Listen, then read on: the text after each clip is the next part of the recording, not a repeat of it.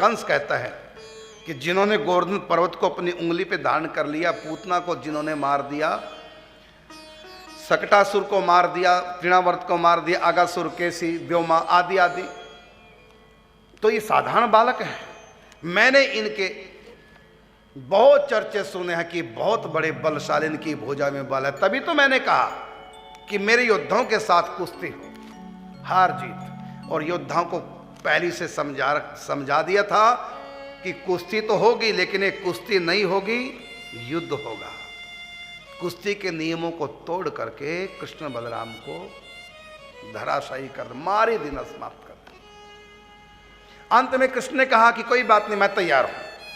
कृष्ण के साथ में चाणूर, बलराम के साथ में मुष्टिक्स, जब परस्पर द्वंद्व युद्ध चला, पहले कुश्ती के नियमों के अनुसार कुश्ती चली, पैंतरेबाजी बदलते गए, सबका मनोरंजन होता गया, और अंत में कुश्ती के नियमों का त्याग करके चाणूर और मुष्टिक्स ने जब प्रहार किया कृष्ण बलराम के ऊपर, तुरंत कृष्ण ने कहा भैया अब नियमों को छोड़ दो और इनकी गर्दन पकड़ के मरोड़ दो, क्योंकि इन्होंने युद्ध के नियमों को छोड़ दिया है। अब हम भी युद्ध के नियमों को, मतलब कुश्ती के नियमों को छोड़ रहे हैं। और उसी समय खेल ही खेल में श्री कृष्ण ने चाणूर को और बलराम ने मुष्टिक्स का काम तमाम कर दिया, धराशायी कर दिया, मार दिया। फिर शल और तोशल दोनों उठे कंस के कहने पर और कृष्ण बलराम से भीड़ पड़े, और कृष्ण बलराम ने खेल ही खेल में दोनों का काम तमाम कर दिया। फिर उठे, वो भी मारे गए। तब कंस कहता है समस्त योद्धाओं को, अरे दो दो करके क्यों जा रहे हैं, सारे योद्धा एक साथ उठो और दोनों को कुचल डालो। इस प्रकार आलाय बलाय बकने लगा। वो सब योद्धा एक साथ उठे, भागे, कृष्ण की तरफ नहीं, अपने अपने घर की तरफ। जान बची और लाखों पाए, लौट के बुद्धू घर को आए। अब देखा मैदान साफ, कोई भी नहीं, कुछ मर चुके हैं, कुछ भाग चुके हैं।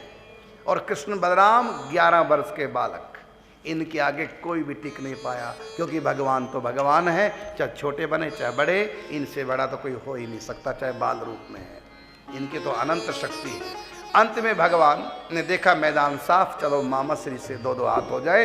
अब प्रणाम करने के लिए मामा श्री के पास पहले गए, और मामा श्री ने एक षड्यंत्र रचा था, यदि मेरे योद्धाओं से बच करके कृष्ण मेरे तक पहुंच गया, मुझको प्रणाम करेगा, तो बगल में नंगी तलवार, हाथ हथे पे रखा हुआ है कि जो ही कृष्ण प्रणाम करने के लिए सर झुकाएगा, ऊपर से तलवार से प्रहार करूंगा। और जो ही श्री कृष्ण ने सर झुकाया, मामा श्री प्रणाम, और उसी समय तलवार उठाई और लप करके जो ही वार करने लगा, उसी समय भगवान श्री कृष्ण ने पांव को पकड़ा, जोर से झटका मार के आसन से नीचे गिरा दिया, और ऊपर चढ़ के आसन पर कूद गए कंस के ऊपर, और जोर से मुष्टिका का प्रहार किया, और खून की उल्टी कंस को, और वहीं कंस का काम तमाम।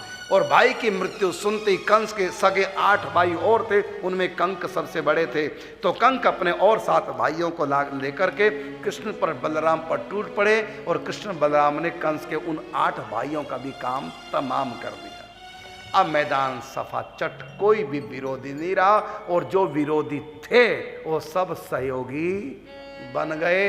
पता चल गया, क्योंकि जो राजा को जीतता है वही राजा बनता है। अब तो कृष्ण बलराम यहाँ के राजा होंगे, इसलिए इनसे समझौता करने में ही अपना भला है। तो सब कृष्ण के अनुकूल हो गए। अर्थात कंस अहंकार का प्रतीक है। जब अहंकार मर जाता है तो जितने भी अवगुण हमारे भीतर हैं वो अपने आप ही सद्गुण बन जाते हैं, और जब अहंकार होता है सारे सद्गुण भी हमारे अवगुणों का ही काम करने लग जाते हैं।